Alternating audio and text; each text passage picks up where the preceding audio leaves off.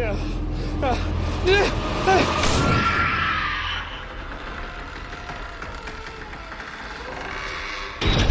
Welcome to the My Haunt Life podcast. Hello and welcome to the My Haunt Life podcast. I'm Mike. And I'm Russell.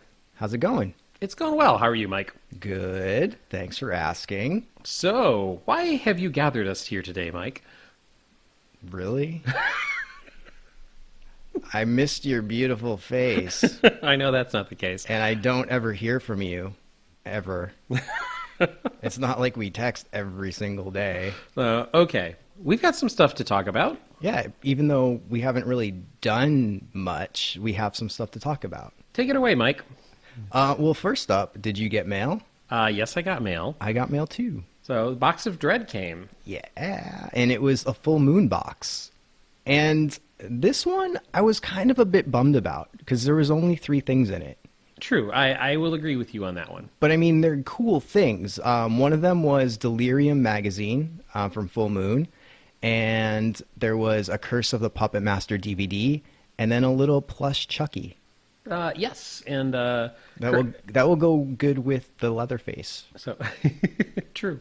I have a feeling Chucky will go to my office probably and live with my my other little fun with your Princess Elena. So, maybe they can get married and there will be a horror spinoff. Yes, I have a Princess Elena in my bedroom. No, in my office bedroom. At work. That's not how you pronounce bedroom, Russell.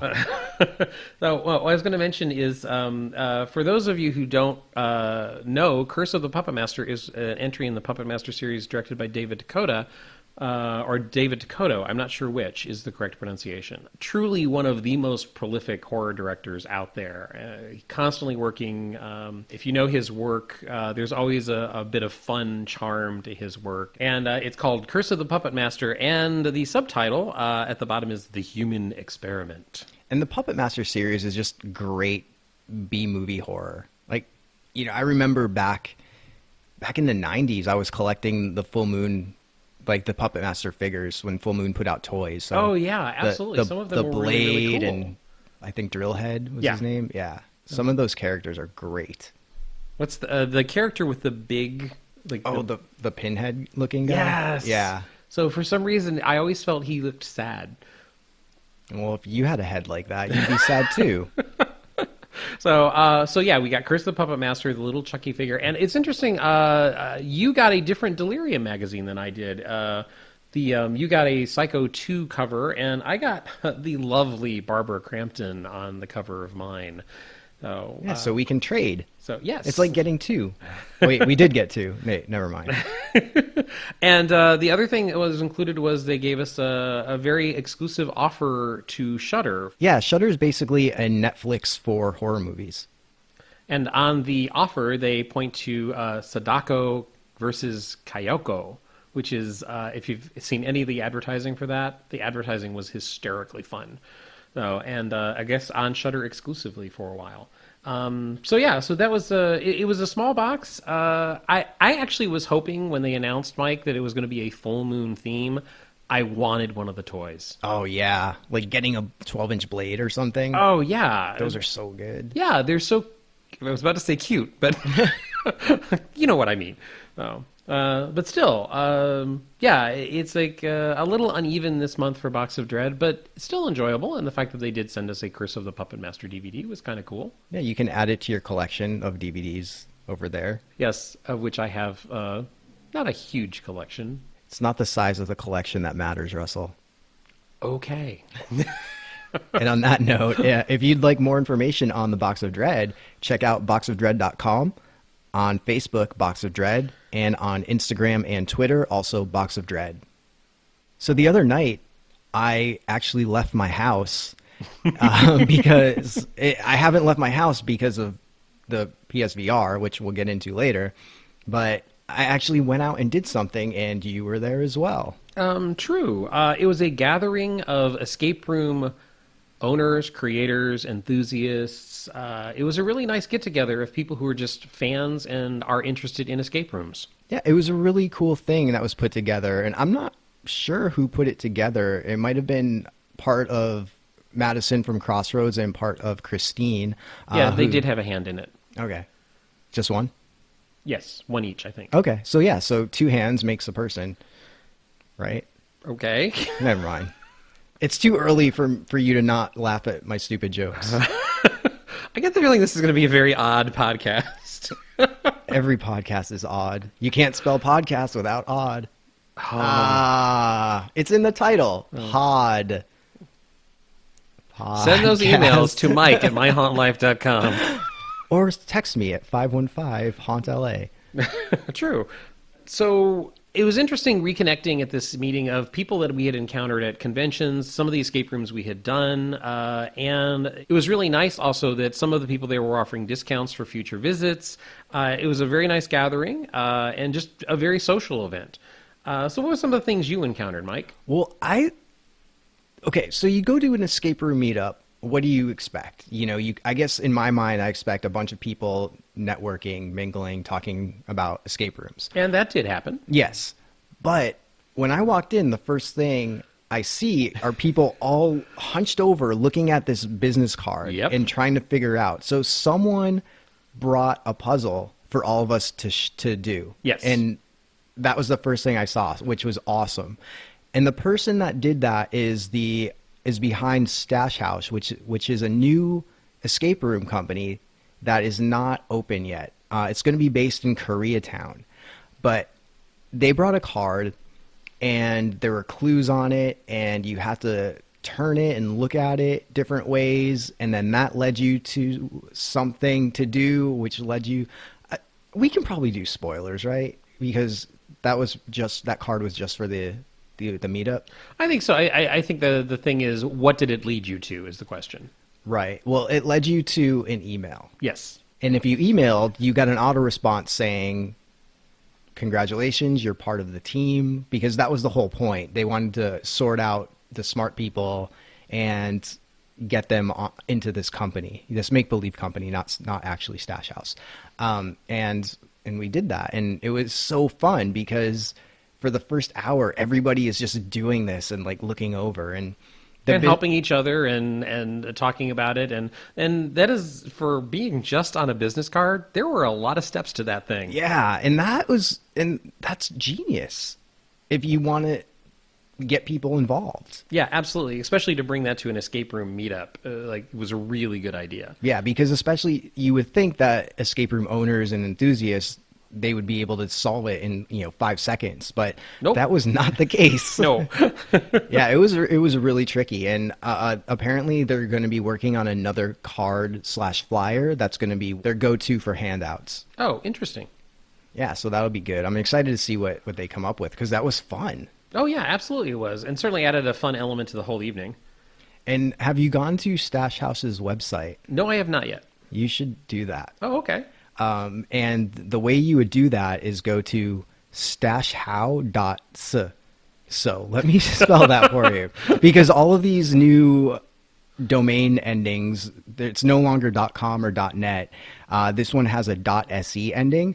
So basically, if you spell out Stash House and put the dot in between the U and the S, that's what the website. So it's stashhou.se. And you can also find them on Twitter at Stash House LA. Like I said, it's not open yet, but once it's open, we're definitely excited to go try that and see what they're all about. And the fact that they're having so much fun with the ramp up is a good sign. Definitely. Another new company that we met there is called Escape Chronicles, and they're located in North Hollywood. They have a new room called the Testing Facility, and that's open now. And Tales from Decrypt is going to be opening soon. We were lucky enough to meet Andrew and Lauren, who are the people behind Escape Chronicles. I think they were the newest escape room in the room. Yeah, and they've been only open a couple weeks. Yeah. And that's another thing that's cool. There was such a variety of escape rooms. We had Stash House that isn't open yet. We had Escape Chronicles that's brand new. And then we had places like Crossroads, an exit game, and there was Trap Zone and Unlocked, and Bob from Get the F Out, which is where the virus escape room is. He mentioned to us that he's working on something new that should be coming soon. And the Countdown, and that have been open for years. Yeah, and rooms that we have frequented in the past, and definitely some that, we talked to some people we have to go back and visit again, obviously. That's great. Yeah. So for Escape Chronicles, go check them out on the web at escapechronicles.com, on Facebook, Escape Chronicles, on Instagram, Escape Chronicles, and on Twitter, Escape Chronicle. Another person that was there was Jeff from Exit Game, and they are in Monterey Park. And they have a new room called the School of Sorcery. And if you look at the flyer, it's very, very Harry Potter. So if you are a Harry Potter fan, definitely go check that out. We haven't done that room ourselves, but talking to Jeff, who was there representing the Exit Game, it sounds like a really fun room. Oh, definitely. And especially after going to Harry Potter World at Universal, like I'm down for anything Harry Potter related, especially an escape room. Like I wonder if there's wands that you have to wave at doors and stuff. That would be interesting. Yeah. Escape the door, but you don't find keys, you find spells. Who knows? We should go check this out. If that is not an Exit Game and anyone else wants to use that, you can email me for copyright rights at... Yeah, so I'm really excited to try that one. Yeah, I'm very curious about that one as well. And you can find more information about the School of Sorcery at the Exit Game at theexitgame.com on the web, Facebook, The Exit Game, Instagram, Exit Game LA, and on Twitter, Exit Game LA. And then there's a couple new rooms at the 13th room. You may remember us talking about the Ripper Room in Pomona. That was part of the 13th room. They have 2 new rooms that are so up our alley, and I think a lot of people here listening to this will love these as well. The first one is a Black Dahlia themed room, which, yes, please. Creepy murder mystery from the past? Yeah, definitely interesting. And I believe this one is also a 2-hour experience that includes dinner.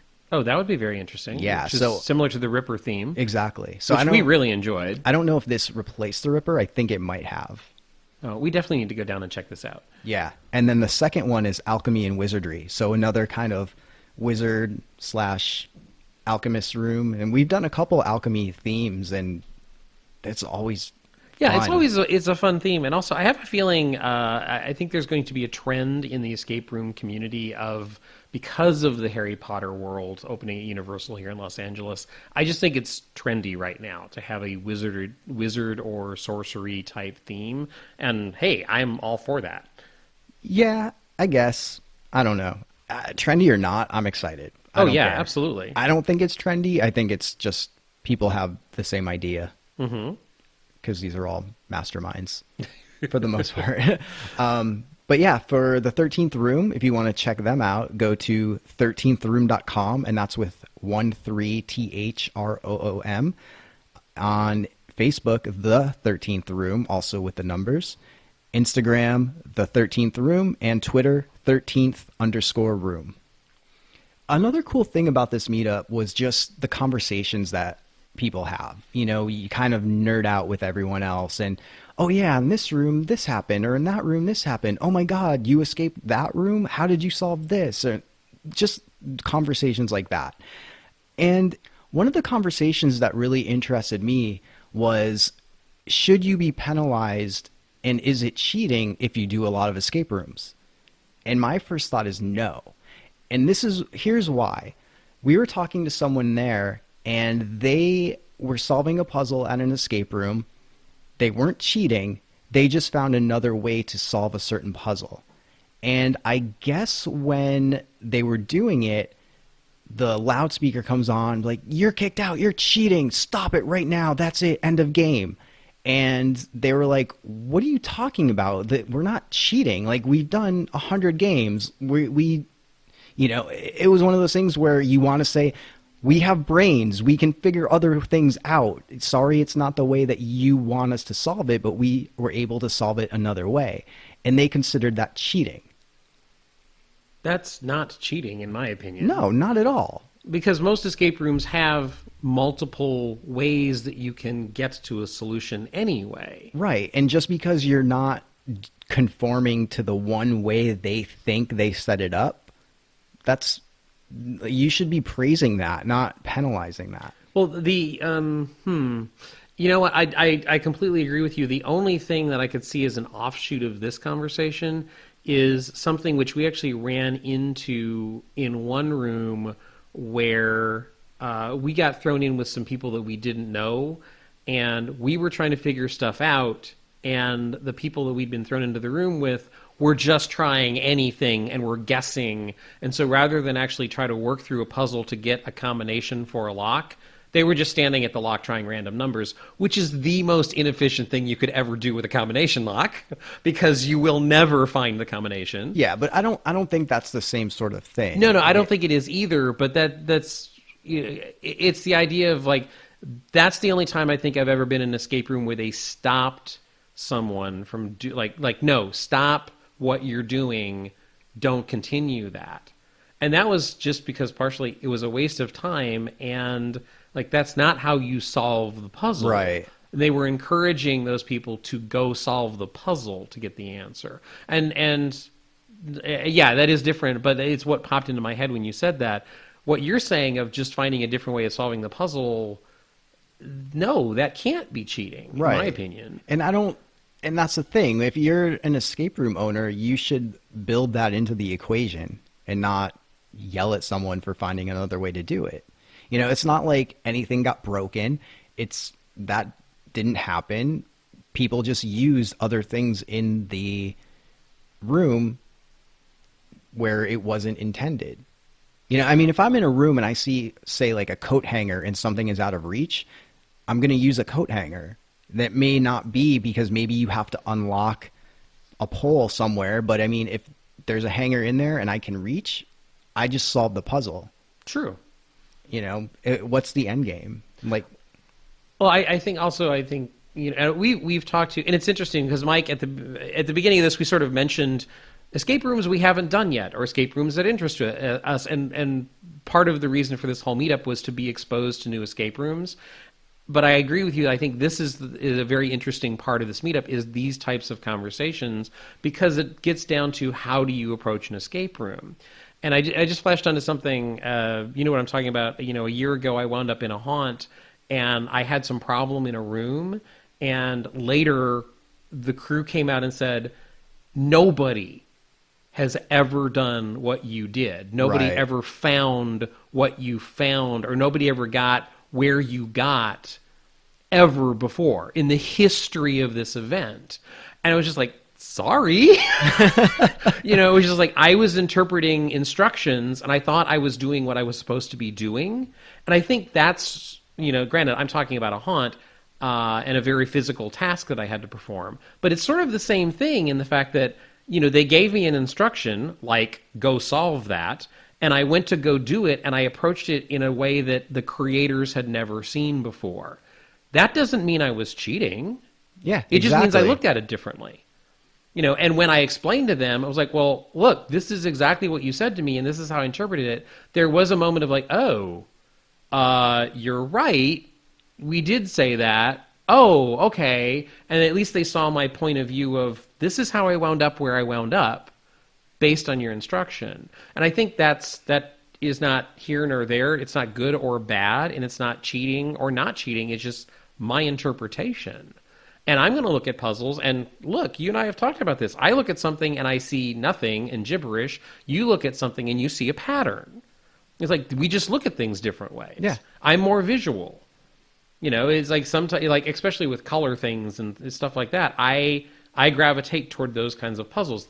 If I ever see one in a room where you're putting visuals together, I'm drawn to that because I find that the most fun type of puzzle. But there's different ways of approaching that. Exactly. So if I approach it in a way that the creator has never seen before, that doesn't mean I'm cheating. Yeah, and don't criticize them. Like, learn from that. Interesting. Because my first thought is, I hope the creator did learn from that and see that there are multiple ways of getting through a room.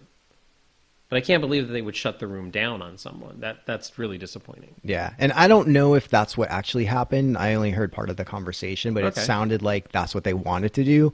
I don't know if it actually did get stopped or if they pled their case and they kept going or not. Right. But Interesting.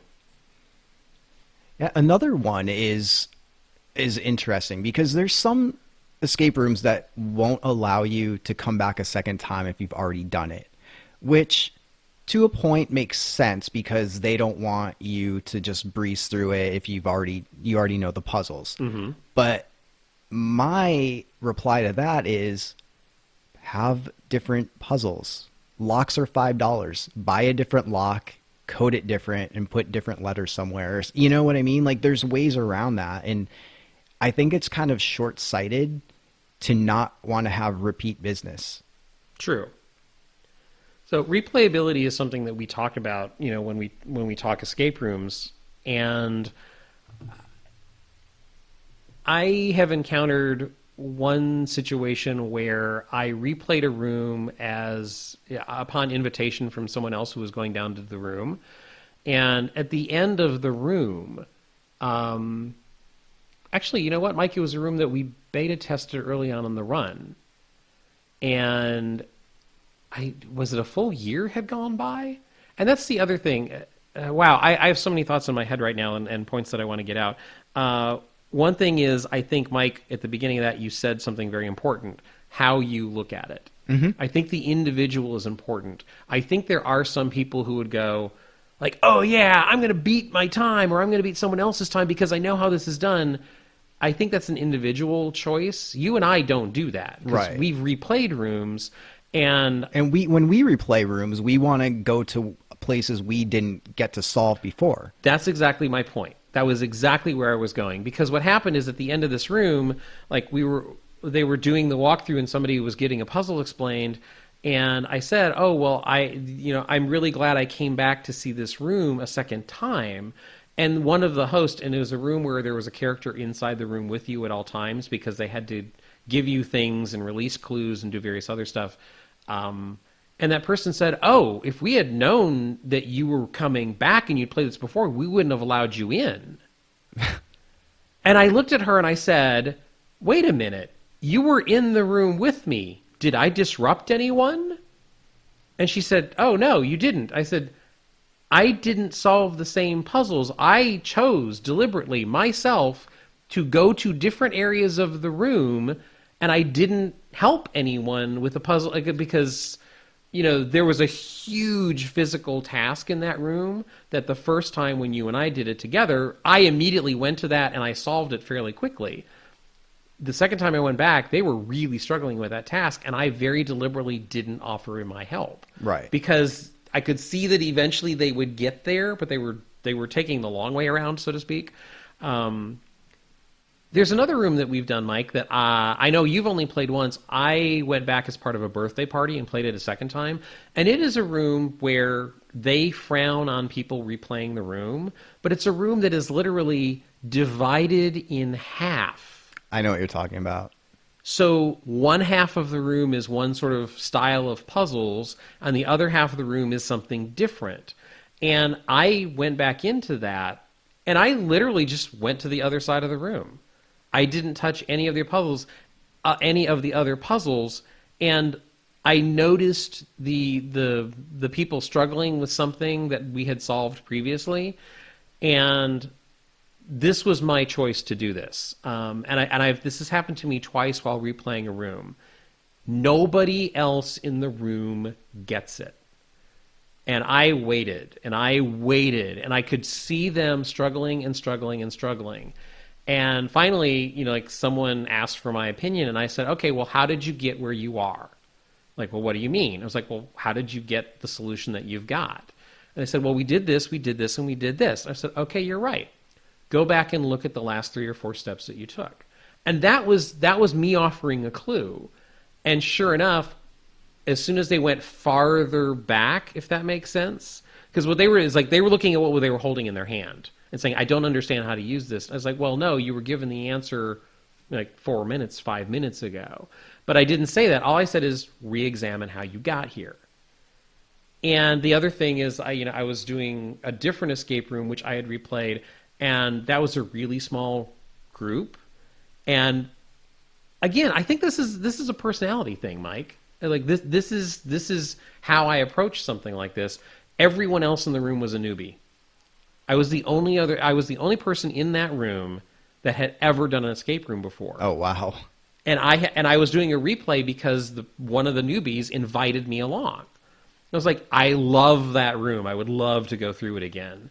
And especially because there is a blatant line that you can have a completely different experience. Yes. Because of how you're split. Absolutely. So, so in this other room, when I was in with all these newbies, they hit something similar in the fact that none of them could figure out a clue.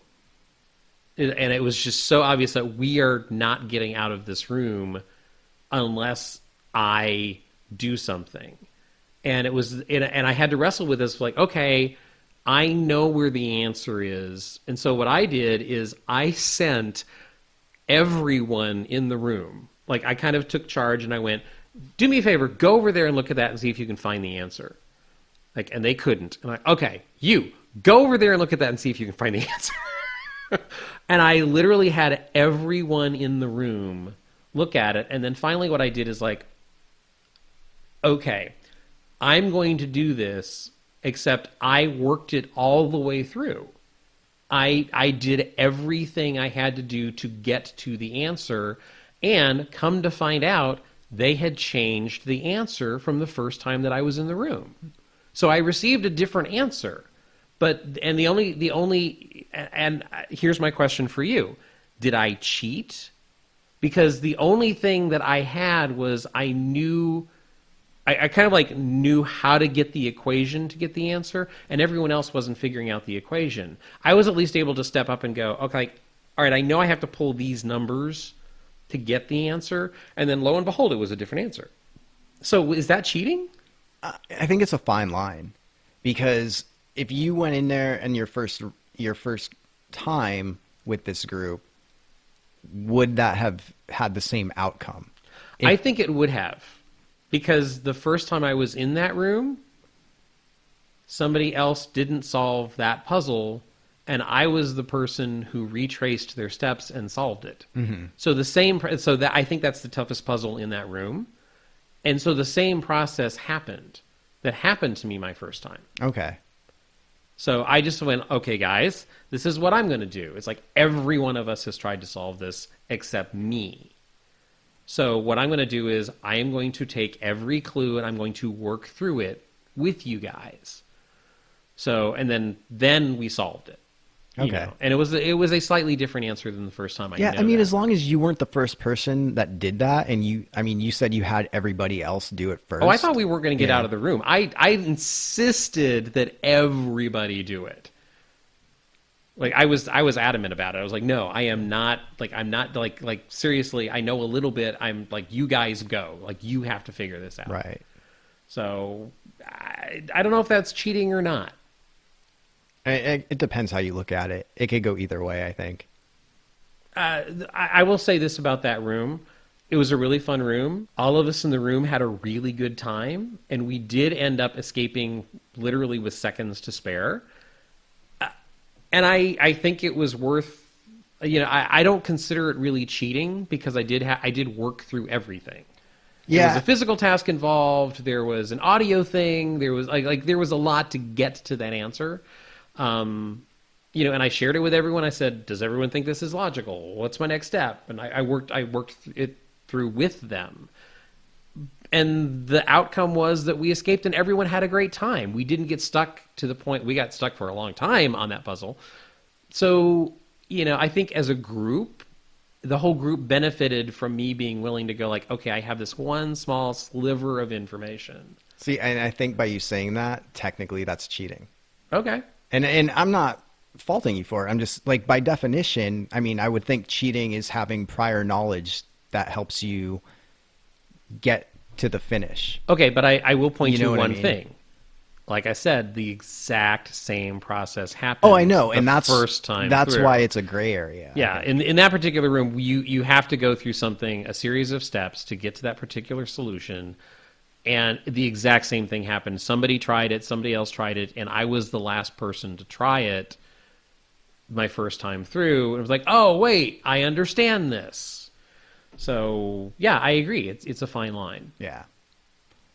And then the last conversation kind of goes with this one, but it was someone did a room and they had done another location of it, and they went to the new location, and because they had done the previous location, they had time added onto their finish time without being told that was a requirement, or, you know, I don't know if it's a requirement, but basically if you do this room and you've done the same company before, you have like a minute or 3 minutes added, or however many minutes added to your final time, which is kind of ridiculous. Well, my issue with that is you're penalizing me because I'm coming back to support you.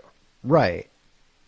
And if you want to talk, okay, fine. If you want to just make it about the game, I don't know how I feel about that, because here's the other thing that I do, Mike, is if I know I'm going to replay a room, I will deliberately hold off and I will wait because you want to forget. Exactly.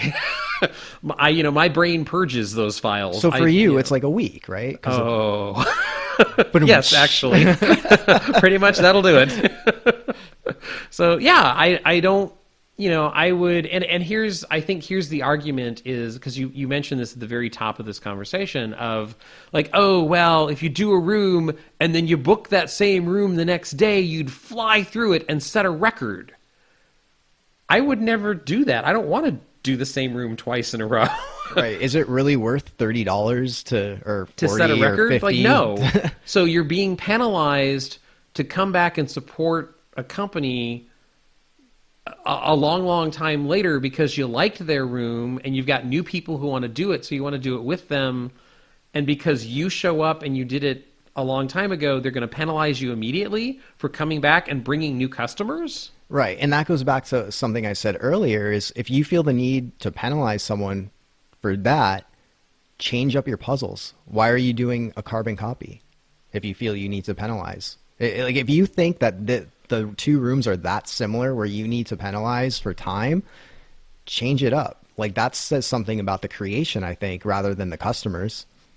Again, I think this is a personality thing, because you and I would never go into a room deliberately to set a record, or like no, it just happens. Yeah.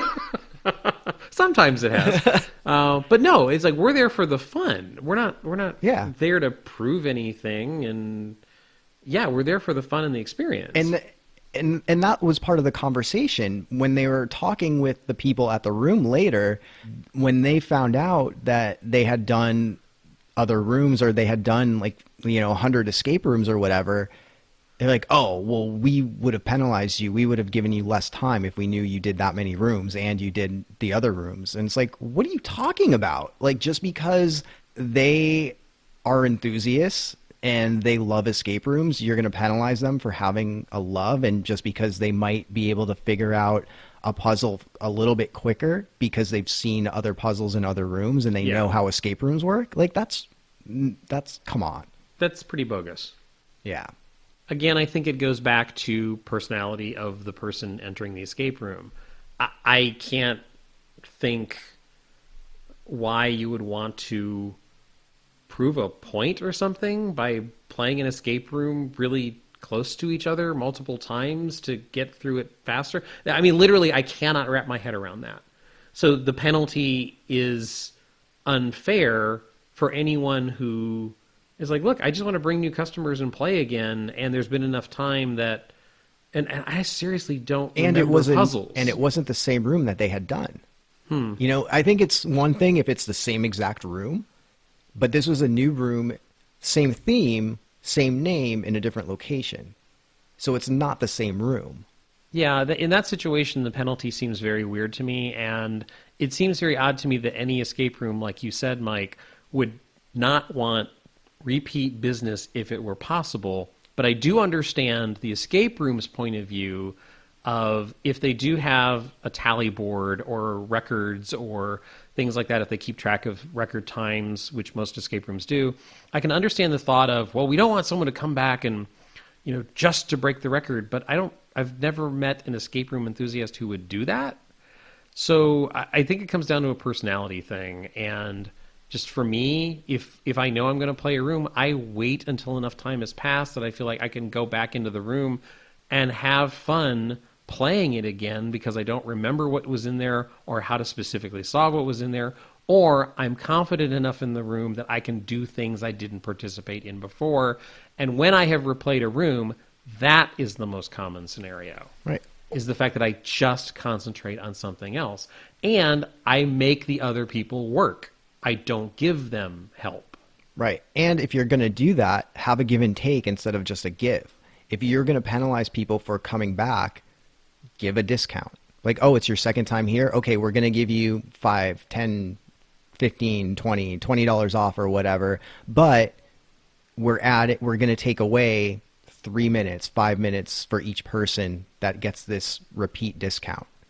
Oh, interesting. You know, like if that was the case, I think people would be better with it than instead of full price. Oh, by the way, since you've done this, we're taking time off. Yeah. Because that gives someone a reason to go back. If you're gonna have that policy, I wouldn't want to go to a room like that. Like, why would I want to spend, $30 to $50 on an escape room where they're gonna say, oh, because you've done our company before, we're adding time. Like, there's so many rooms, I can give that money to someone else. It's like, I'm going to disrespect you for coming back. Yeah, that's what it sounded like. Yeah, the penalty doesn't make sense to me. Yeah, me either. Yeah, very interesting. So those are all the conversations that can be had at escape room meetups. What do you guys think? Let us know. Like, if you have an opinion on this for people that have done escape rooms, or even if you haven't done it and just hearing us talk about it, let us know what you think. You can reach out to us through email or Facebook or Twitter or Instagram or the phone number, and let us know. What do you think? So and this overall, I feel, was pretty successful. There was a really good turnout. There's no doubt there'll be another one at some point. And when there is, we will let you know about it so you can come and hang and have conversations and get escape room discounts and solve puzzles at the bar. It was really fun. And also, we ended up talking to a bunch of haunt people as well. Yeah. That thing. So, yeah, we ran into haunt friends as well at this escape room meetup. So I had joked earlier in this conversation about how I went to this and I finally left my house because of the PSVR. So Resident freaking Evil 7. Yes. Holy crap. You can play the whole game in VR. And that's what I've been doing.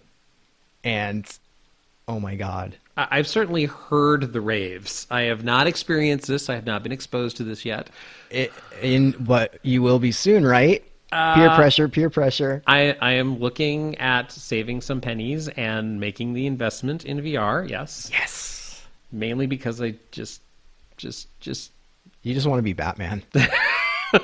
Batman was cool. Yeah, just because for those of you who didn't hear a previous podcast, Mike invested in the virtual reality. He's dipping his toe into the pond. Or actually, you just jumped in. Oh, yeah, I cannonballed. So, and I went over to his house and he exposed my. I exposed myself.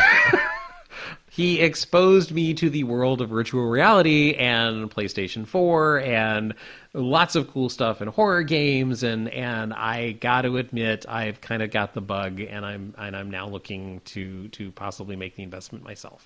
But Resident Evil 7 is a return to form to what made me love Resident Evil in the first place. Cool. There's puzzles and there's monsters, and the setting is very Texas Chainsaw Massacre family. Cool. And I don't want to say a lot because of spoilers, but if you like horror survival, like true horror survival games, like Resident Evil 7, even if you don't have a VR, you should do this. It's so good. And it's awesome because I'm scared again. I'm jumpy. I was waiting for you to, because that's what I wanted to ask is, in the virtual reality world, do you actually feel the fear? Yes. 100%. I don't need to go to haunts anymore.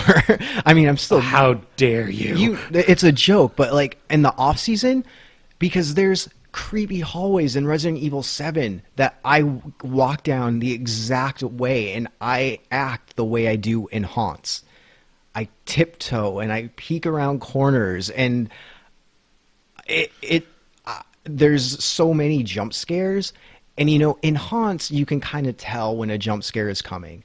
But when it's programmed, you have no idea. So I've gotten jump scared so many times playing this. Oh, cool. Like, I mean, yeah, it's awesome. Yeah, like, it that is. Fear is back. And I'm almost done. I almost beat it last night, but I needed to go to bed so I could come here and record.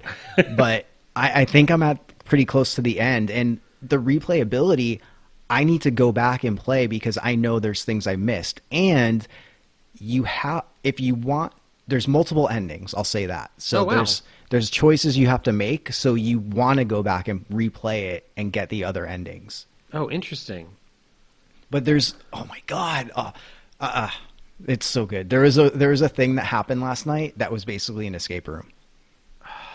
And you get to, you know, like, I'm making this investment, aren't I? Yep, you totally are. And it was funny because as I was playing it, Debbie was there and she's like, I want to see Russell play this part.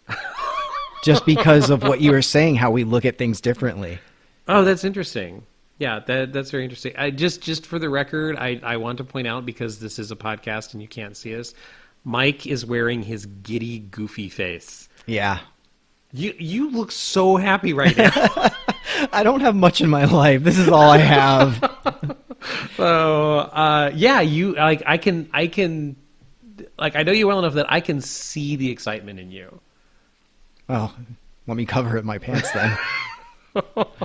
But seriously, like, I can't stop. And being able to, I haven't played this regular yet, and I don't plan on it. I don't want to. Okay. Just because the experience in VR, it's one of the best things ever. If you're into horror, like, and into being scared and into haunted houses, oh my God. Like, I kind of do want to play in 2D, but I don't. Like, I want to see what the difference is, but I don't, because I feel like I'd be missing something. Oh, interesting. And you just get it. If you can find it, just get it. Because, and this is just the tip of the iceberg, I think, with the popularity of Resident Evil 7, and the way, I guess they can track how many people are playing in VR, and I think it's 15 to 20% of people are playing Resident Evil in VR. Oh, wow. So that gives companies hope to expand and create more games like this, which, bring it. I can't wait. Oh, that's very cool. If you want to find out more information about Resident Evil 7, you can find them on the web at residentevil7.com. I'm so going to have to do this. Yeah. So. And then another game I finally beat. I had you play. It's called Emily Wants to Play. Oh, I didn't know that you'd beat it. Yeah, finally. Oh my God, that game is hard. Interesting. And that's another game I screamed at night playing. It's well, you let me play a little bit of it. We had some time, and I was over at your place, and I feel like I didn't get a good intro to the game. Okay. Because it just, I don't know. Let's put it this way. I only played it for, I don't know, 15, 20 minutes. And I feel like I don't know what the objective of the game is. And that's part of the game, is trying to figure that out. As I spent the time, moving through that house that you're in, I feel like I was starting to detect, like, oh, wait, there was something there last time that isn't here now. I wonder if I did something that affected whether that appears. I just didn't get the overall objective of the game. But some of the jump scares are amazing. Yeah. And you mentioned this, and it clicked with me, and I think that's why I started getting so scared, like, even in Resident Evil 7, but especially this game. Did we say the full name of the game? Yeah, Emily Wants to Play. Emily Wants to Play, right, okay. And when you die, it's a jump scare. Yeah. So not only do you have a jump scare, but you have the controller vibrating in your hand. Yes. And that adds such another dimension to it. And it wasn't until you mentioned it, it's like, oh my God, that's why. that's why it affects me so much. You hadn't noticed that? No, I knew it was happening, but it didn't click on why I got so scared. Oh, no, it definitely, immediately I realized that, like, yeah, it's because we do extreme haunts, like, it's that moment when somebody touches you. right. And you realize, oh, something bad's about to happen. Well, in this game, you die, and there's something, like, literally, it feels like something's grabbed your hand. Mm-hmm. So, man, but playing this until I finally figured out, like, and even when I did figure out, like, what to do, playing at night, the lights off. It's a very dark game. It's definitely a horror game, and you basically have to survive till 6 a.m. You're the pizza delivery guy. You go to this house, this abandoned house. You walk in, the door closes behind you, and then all of a sudden, dolls start to terrorize you. And you have to figure out how to survive. And the settings are very dark. You keep walking into dark rooms sometimes, and I admit, like, this is, I think, what creeped me out more than anything else. Sometimes you had to walk into a dark room and find the freaking light switch. Right. And you would hear stuff in the room. And you'd hear that goddamn giggle. Yeah. And know you were probably about to die in the dark. So, yeah, it definitely, there's a creepiness factor to this thing that's really, really effective. And here's something super, super cool. Okay, so you know how we joke around about Escape Room Mike? Yes, I know. I have met Escape Room Mike. Okay, so everything, I would say I'm puzzle paranoid. Like, that's my new phrase. Interesting. So whenever I go somewhere and I see something that seems out of place, like, oh my God, that's got to be a puzzle. Yeah. In this game, the creator put in an Easter egg that apparently... So, okay, let me rewind. The creator put an Easter egg in the game, and Escape Room Mike was playing and saw something. It's like, wait a minute, this doesn't seem right.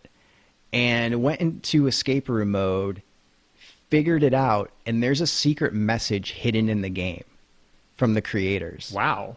Yeah.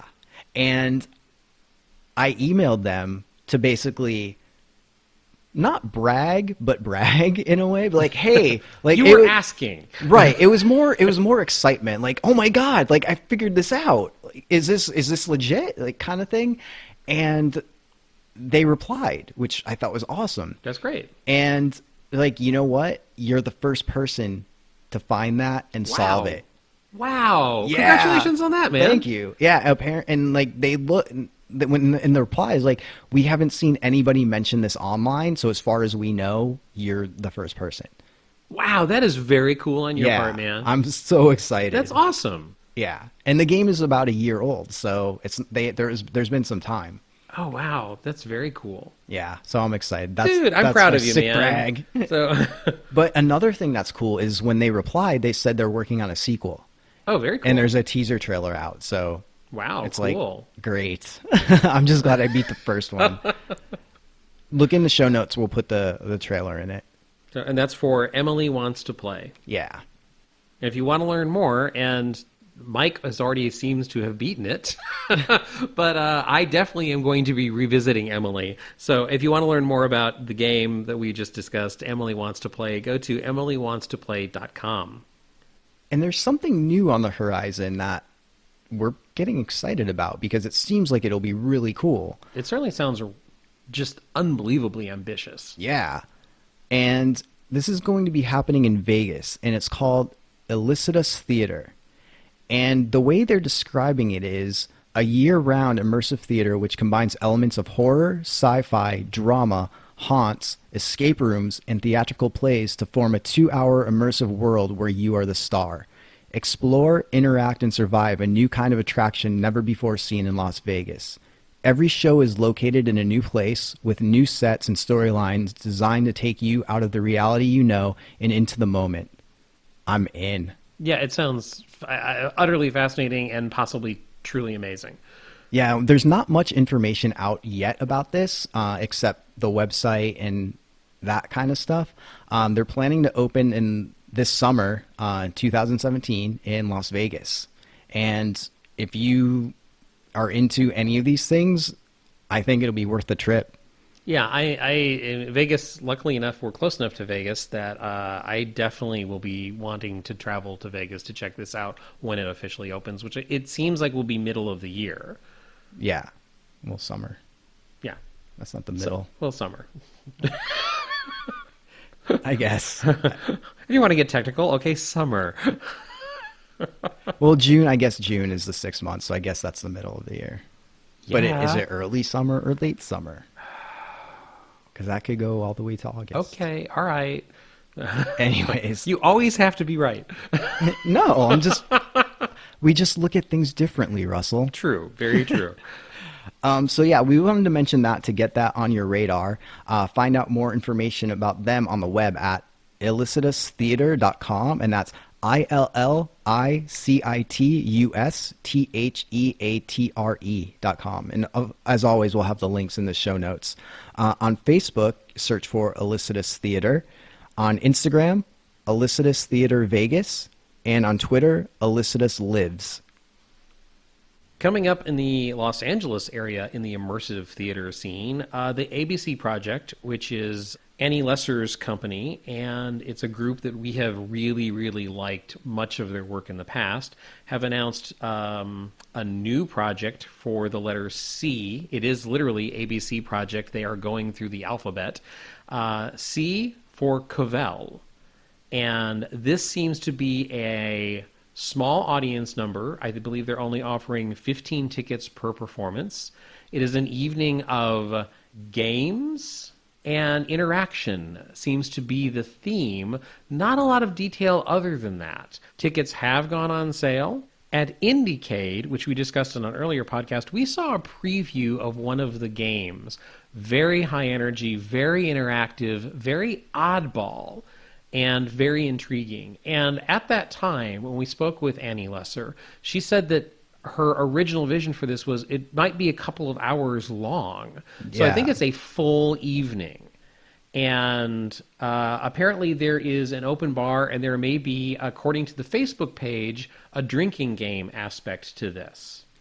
See, and this is where someone like me, who doesn't drink and doesn't want to pay for that, has issues. And actually, I have a similar issue. I am a person who, when I go out socially, if I drink, I have one or two drinks, and that's it. Right. So the ticket price is $175.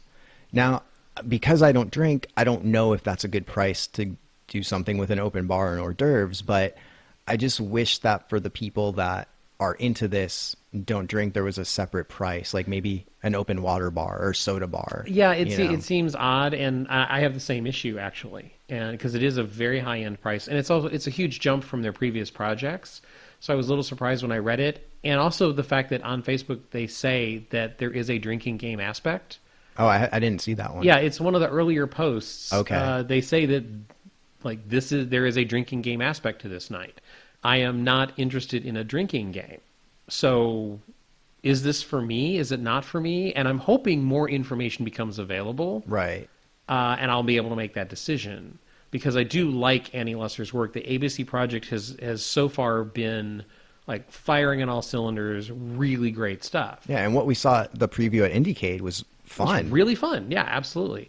So I agree with you, Mike. I have some concerns personally, about what they're announcing and the open bar aspect of it, because it's just I don't benefit from that as an audience member. So yeah, but we highly recommend the ABC Project. Absolutely. So if you'd like to learn more information about the ABC Project and C for Covell, go to annielesser.verb.com/ABC. Now, verb in that is VIRB. On Facebook, look up ABC Theater. On Instagram, ABC_interactive. And on GoFundMe, they do have an active GoFundMe page, which if you go to their GoFundMe page, there are various levels that you can buy in, and sometimes they combine tickets for future events. Mm-hmm. So there's several ways that you can support the ABC Project at GoFundMe.com/ABC_project. And then this weekend will be the final offering of Speakeasy Society's The Key, which is part 1 of the Kansas collection. And you've heard us talk about it, probably too much, because I think we're getting in trouble by some of the characters. But that's happening. So if you haven't gotten a ticket, I do believe it's sold out, but keep an eye on their Facebook page for updates because maybe someone had to cancel. I believe they actually already extended by 1 day, if I remember correctly. They did. Yeah, it starts on Thursday now. Oh, yeah, and it's definitely worth it. And then the following weekend will be part 2, which is the Axe, which I can't wait. I'm so looking forward to this. Yeah, it's going to be really exciting. So keep an eye on that. Definitely give them a shot if you want to jump into the immersive theater world. They're just top notch at what they do, and this is a good thing to jump into if you're interested. Cannot say enough high praise about Speakeasy Society. And for more information on them, you can find them at speakeasysociety.com, on Facebook, the Speakeasy Soch, which is SOC, on Instagram, the Speakeasy Soch, and on Twitter, the Speakeasy Soch. And for tickets, if you want to see if they have tickets left, go search for them on brownpapertickets.com. And we'll have links for the show notes for each show and all the websites, of course. And the last thing we'll mention is something, again, to keep your eyes on, because I think this is going to start soon. The Lust Experience. The Lust Experience is the follow-up to the Tension Experience. And there are teases / rumors that this is going to start very, very soon. They had a number on their Facebook page a few weeks ago that said 29. And if you counted back 29 days, or if you counted forward 29 days, it came to around Valentine's Day. So something might be happening there soon. So keep your eyes open. And for more information on the Lust Experience, you can find them on the web at thelustexperience.com, on Facebook, The Lust Experience, on Instagram, The Lust Experience, and on Twitter, Lust_Experience. As we were recording this, an email came through from Zombie Joe's Underground Theater announcing a new show. It's called Tortured Souls, and in the email it says, it's a wild, new, immersive horror theater spectacular diving into the darkest nightmares of lost souls, drowning within their blackened catacombs of terror and bewilderment, traversing through barren landscapes of endless pain, torture, and metamorphosis. That sounds like a good time. That's not part of the email. I'm just saying that sounds like a good time. Anyway, it's directed by Zombie Joe and featuring the Alif Savas, I hope I'm pronouncing that right, amongst numerous other ferocious ensemble and fearless players with music by Kevin Van Cott. This is so exciting. We were very happy to receive this email after we've wrapped up the record. Just wanted to drop in a little announcement of this at the end of the podcast. So, tickets are available for this show. The show opens on February 17th, runs February 17th through March 25th on Friday and Saturday nights at 11 and 11:45 p.m. Last year, Zombie Joe's Underground Theater experimented with some immersive stuff that just was so much fun. We are so looking forward to this. Just wanted to slip that in before we actually do the sign-off. So that about does it for this episode. If you'd like to reach out to us, you can email us at mike@myhauntlife.com or russell@myhauntlife.com with 2 S's and 2 L's. We also have our phone number, 515-HAUNT-LA. That's the My Haunt Life haunt line. I'll never get bored saying that. Haunt line. The haunt line. He's so happy with that, people. I totally am. You can find us on Facebook, Instagram, and Twitter at My Haunt Life. And don't forget, we have the forums. And we'll see you soon, I guess. Right? There's nothing else to mention. You suddenly sounded very insecure. Well, I don't know if we'll see people at Speakeasy. Okay. That's the next one, so I don't want to say we'll see you at the Axe. Oh, okay. Even though that sounds like something we would say. Please come back and listen. Mike's feeling very insecure. I'm not feeling insecure. You sounded insecure. I'm insecure because I don't know when we'll see people. Okay, all right. Keep an eye out for us, people. We're out there. I'll see you virtually. Yes, quite possibly. And if you want to add me on PlayStation Network or Russell, because he created a profile so he could play on my PS4, let us know what your PS Network names are, and we'll add you. Thank you very much for listening. Yeah, thank you again. I'm Mike. And I'm Russell. See ya. And finally, one thing you want to keep your eyes out open. Oh my God. Pull those eyes out. Get them out in the open. Yeah, exactly. I don't even know what I'm saying.